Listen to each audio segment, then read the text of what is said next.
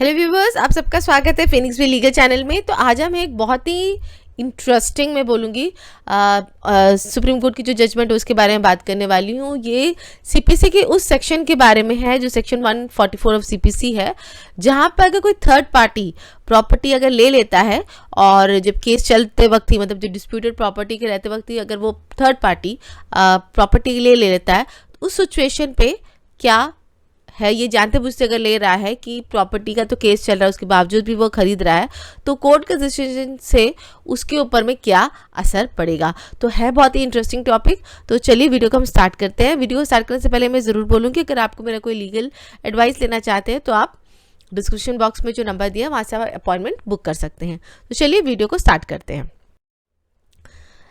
Case laws पर जाने से पहले हम समझेंगे सेक्शन 144 और सीपीसी बोलता क्या है। देखिए 144 सीपीसी का जो सेक्शन है वो काफ़ी बड़ा सेक्शन है। अगर मैं इसको छोटे में और आम भाषा के शब्दों में समझाने की कोशिश करूं तो ये बोलने की कोशिश करता है सेक्शन 144 कि केस जो पोजीशन होती है प्रॉपर्टी की, सूट प्रॉपर्टी की, केस शुरू होने से पहले जो पोजीशन थी वो पोजीशन पे ला दिया जाए। ये बहुत ही सिंपल शब्दों में मैंने बताया है। अगर एक एप्लीकेशन फाइल होता है और कोई थर्ड पार्टी का इंटरेस्ट इस पर बन जाता है तो आप सेक्शन 144 के तहत में एप्लीकेशन डाल सकते हो कि जो केस का जो पोजीशन था, जो प्रॉपर्टी का जो पोजीशन था, उसको पहले वाली स्थिति पे ला दे, मतलब बिना कोई सेल वाला जो पोजीशन था उस पे ला दे। इसमें एक चीज़ की बात होनी बहुत ज़रूरी होती है कि जो डिक्री वगैरह की जो बात होती है वो इसमें देखना रहता है। ठीक है, अगर मैं पढ़ूँ, wherein so far as a decree shall on the application of value entitled to any benefit by way of restitution or otherwise cause such restitution to be made as will so far as may be place the parties in the position which they would have occupied but for such decree or order including orders for the refund of costs and for payment of interest, damages, compensation and mentioned profit which are properly given in the decree। so ये जो basically बोला जा रहा है कि जो third party है वो अपने एक एप्लीकेशन डालकर ये बोल सकता है कि ये केस की जो पुरानी जो स्थिति थी, जो प्रॉपर्टी की जो पुरानी जो स्थिति है उसमें ला दे। लेकिन इसमें कोर्ट के पास से बहुत पावर होता है। कोर्ट अगर चाहे तो उसको उसे मॉडिफाई भी कर सकता है। उसका जो इंटरेस्ट होता है, इंटरेस्ट भी उस प्रॉपर्टी को उस पोजीशन में लाने की बजाय जो सब्सिक्वेंट रिलीफ जो होते हैं, जैसे इंटरेस्ट पेमेंट, वो ला सकते हैं, दे सकते हैं, कॉम्पोजिशन दे सकते हैं, या फिर मेंशनल प्रॉफिट होता है वो दे सकते हैं। तो इसमें कोर्ट के पास में ऑल्टरनेटिव रिलीफ देने का भी प्रोविजन रहता है सेक्शन 144 सीपीसी के तहत में। तो चलिए अब आते हैं हम केस लॉ पे। तो जो केस लॉ है जिसमें सुप्रीम कोर्ट ने यही कहा है कि stranger who purchase property knowing about appeal pendency can't resist restitution as bona fide purchaser. मतलब सेक्शन 144 का सबसे इंपॉर्टेंट चीज जो एलिमेंट होता है वो एक बोनाफाइड परचेजर। मतलब मैं जब खरीद रही हूँ तो मुझे पता है अगर केस चल रहा है इसमें तो मैं कोर्ट को ये नहीं बोल सकती कि उसको पुराने वाले पोजीशन पे लाओ।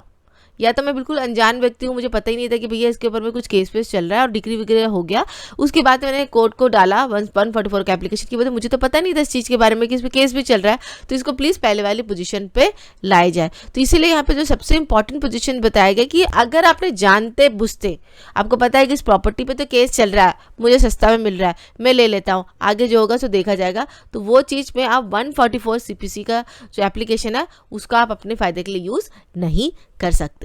तो ये बोला गया किस केस में, ये बोला गया है आपका civil appeal jurisdiction, civil appeal number है 5026 ऑफ 2023। पार्टी का जो नाम है भीखचंद वर्सेस सामाभाई धनराज गोगले, ये पार्टीज का नाम है और ये बहुत अभी रिसेंटली इसका ऑर्डर हुआ है। अब इस केस का फैक्ट्स ऑफ द केस क्या है। देखिए फैक्ट्स ऑफ द केस इस केस का बहुत ही इंटरेस्टिंग है, इसलिए मैं फैक्ट्स ऑफ द केस पर तो जाती नहीं हूँ, लेकिन इसमें मैं जाना जरूर समझती हूँ क्योंकि इसमें बहुत ही इंटरेस्टिंग फैक्ट्स समझ निकल कर आया और ये कभी कभार ही होता है ऐसे। तो क्या होता है, इसमें एक पार्टी दूसरी पार्टी से पैसे उधार लेती है, ठीक है, और उधार लेने के बदले में अपना ज़मीन जो है वो गिरवी कर देती है। ठीक है, ए बी से उधार लेती है और बी के पास में अपनी जो ज़मीन है वो गिरवी रख देती है। अब पैसे देने की जब बात आती है तो ए पैसा दे ही नहीं पाता है, तो बी क्या करता है, कोर्ट में जाता है, कोर्ट में जाके बोलता है कि इसने पैसा मुझे नहीं दिया है, मुझे इस पैसे का जो इंटरेस्ट के साथ में जो है वो मिलना चाहिए। इतना सब करने के टाइम में जो बी के पास में, क्योंकि उसने अपनी ज़मीन गिरवी रख दी थी, तो बी के कब्जे में ज़मीन हो जाती है। ठीक है।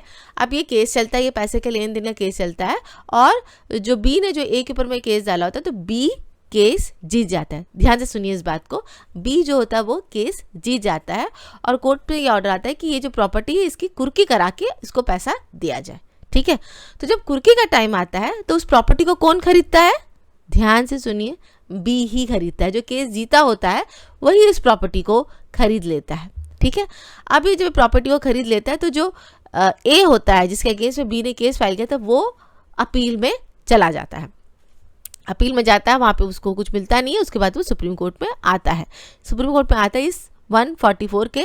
उसके बीच में क्या होता है, ये जो बी होता है, क्योंकि कुर्की के टाइम इसने प्रॉपर्टी खरीद लिया था, अब वो ये प्रॉपर्टी को 2-3 लोगों को बेच देता है, मतलब थर्ड पार्टी को ये प्रॉपर्टी बेच देता है। ठीक है, बेच देने के बाद में अब ये जो मैटर होता है ये अपील में आ जाता है। अपील में आके रिवर्स होता है, जो थर्ड पार्टी जो होती है वो कोर्ट में आ जाती है कि हमने तो ये प्रॉपर्टी खरीदा है। तभी प्रॉपर्टी का जो पुरानी वाली जो स्थिति थी, मतलब केस फाइल करने से पहले, शुरू के जो केस फाइल करने की जो स्थिति थी उस पर ला दिया जाए, मतलब रेस्टिट्यूट इसको किया जाए।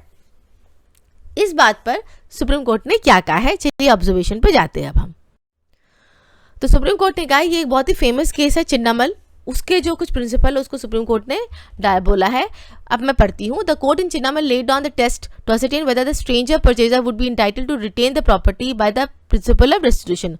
The court said that the true question in each case therefore is whether the stranger auction purchaser knew of the pending litigation about the decree under execution.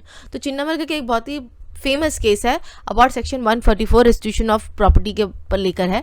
इससे बोला गया कि इसका जो ट्रू ट्रस्टी होता है कि जो भी ऑक्शन में, मतलब जो कुर्की में प्रॉपर्टी खरीदता है, क्या उसको पता होता है कि जो प्रॉपर्टी खरीद रहा है इसमें ये पेंडिंग है, अभी भी मतलब इस पर केस पेंडिंग है, मतलब कुछ अपील वगैरह पेंडिंग है। If the evidence indicate that he had no such knowledge, he would be entitled to retain the property purchased, being a bona fide purchaser, and his title to the property remains unaffected by the subsequent reversal of the decree.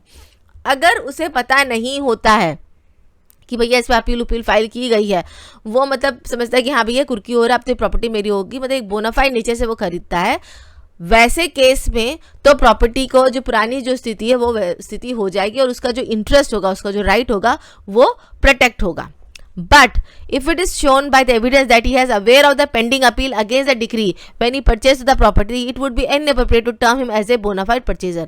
पर अगर उसको पता होता है कि इसके पे तो ऑलरेडी केस चल रहा है, पेंडिंग केस है, मतलब अपील पेंडिंग है, तब वो bona fide purchaser की कैटेगरी में नहीं आता है। In such a case, the court also cannot assume that he was a bona fide or innocent purchaser for giving him protection against restitution. तो इस ऐसी स्थिति में जब उसको पता होते हुए भी वो खरीद रहा है तो कोर्ट उसको bona fide purchaser नहीं मान सकती है और ना ही प्रॉपर्टी का जो रेस्टिट्यूशन है वो उसको प्रोवाइड करवा सकती है। No assumption could be made contrary to the facts circumstances of the case and any such assumption would be wrong and uncalled for. तो कोई इस चीज में कोई assumption and presumption पर काम नहीं चलेगा, जो एविडेंस है उसके हिसाब से ही रेस्टिट्यूशन किया जाएगा। तो ये एक ऑब्जर्वेशन लेके सुप्रीम कोर्ट ने बोला है। तो होता क्या है फाइनली इस केस में, जो लास्ट में जो ऑर्डर जो सुप्रीम कोर्ट देता है उसमें ये बोलता है कि जो सेल डीड किया था बी ने, जो थर्ड पार्टीज को बेच दिया था, उसमें उसने लिख दिया था कि इस प्रॉपर्टी का लिटिगेशन ऑलरेडी चल रहा है, अभी उसने अपील भी फाइल किया है। तो मतलब जो थर्ड पार्टी को पता था कि इसमें ऑलरेडी अपील चल रहा है, तो एक तरह का गैम्बल करके, मतलब चलो जीते भी तो ठीक वाला हाल था, तो हाँ जीतेंगे ही हम, वो हाल था, मतलब वो बोनाफाइड परचेजर की कैटेगरी में कहीं से भी नहीं आ रहे थे। आप बोनाफाइड परचेजर तभी माना जाएगा जब आपको उसका कोई नॉलेज ही नहीं था। उनके सेल डीड में ही ये बात मान ली गई थी कि उनको नॉलेज है, एक बहुत क्लियर कट एविडेंस था वहाँ पे कि उनको नॉलेज में होते हुए उन्होंने कुर्की में डिस्प्यूटेड प्रॉपर्टी खरीदी है। तो यहाँ पे उनका जो बोनाफाइड का जो नेचर होता है वो ख़त्म हो जाता है और इसीलिए जो रेस्टिट्यूशन का जो रहता है वो कोर्ट अलाउ नहीं करता है, बट कोर्ट कॉम्पनसेशन की बात का ये कर देता है कि हाँ पूरी प्रॉपर्टी तो ये बेच नहीं सकता था, बी के पास वो कोई राइट ही नहीं था पूरे प्रॉपर्टी को थर्ड पार्टी को बेचने का, वो खाली उतना ही पोर्शन को दे सकता था जितना का उसका उधारा उसने दिया था। तो घुमा फिरा के बी को कुछ नहीं मिलता है और कोर्ट सेक्शन 144 सीपीसी को बहुत अच्छे से यहाँ पे डिफाइन कर देती है। तो क्या सीख मिलती है हमें इस केस लॉ से? हमें ये सीख मिलती है कि अगर कोई प्रॉपर्टी डिस्प्यूटेड चल रही है, आपको पता है डिस्प्यूट चल रही है, तो आप क्या डिसीजन होगा उस पर लेके आप गैम्बल करके प्रॉपर्टी अगर लेते हो तो अपने पाँव पे बहुत बड़ा कुल्हाड़ी मार लेते हो। That is what section 144 means, CPC means. So I hope you बस आपको आज का वीडियो अच्छा लगा। अगर अच्छा लगा तो लाइक शेयर सब्सक्राइब जरूर कीजिएगा। Thank you so much for watching my video.